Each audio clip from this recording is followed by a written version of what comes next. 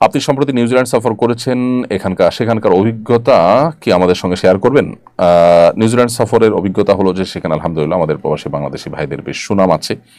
পৃথিবীর অন্য অনেক দেশের চাইতে নিউজিল্যান্ডে মুসলিমরা আলহামদুলিল্লাহ তুলনামূলক ভালো আছেন। সেখানে সরকার দায়িত্বশীল যারা আছেন তারা মুসলমানদের প্রতি অন্য অনেকের মতোই হিংসাত্মক দৃষ্টিতে দেখেন না। এটা অনেক বড় একটা অ্যাডভান্টেজ বলতে পারি, অনেক বড় বড় একটা ভালো দিক আমরা বলতে পারি আলহামদুলিল্লাহ সেখানকার। এবং সেখানে বিশেষ করে ক্রাইস্ট চার্চের ঘটনার পর মুসলিমদের দাওয়াতি কাজের অপরচুনিটি অনেক বেড়েছে। সেগুলোকে আমাদের সদ্ব্যবহার করা উচিত, সুযোগগুলোকে কাজে লাগানো উচিত।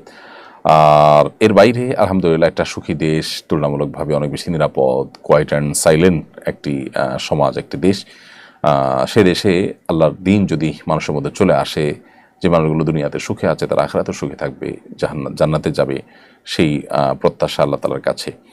এবং সেটার জন্য উপযোগিতা এবং পরিবেশ যেন তৈরি হয়, আমাদের দাওয়াতি কাজ করা দরকার। আল্লাহ আমাদেরকে সে তৌফিক দান করুন।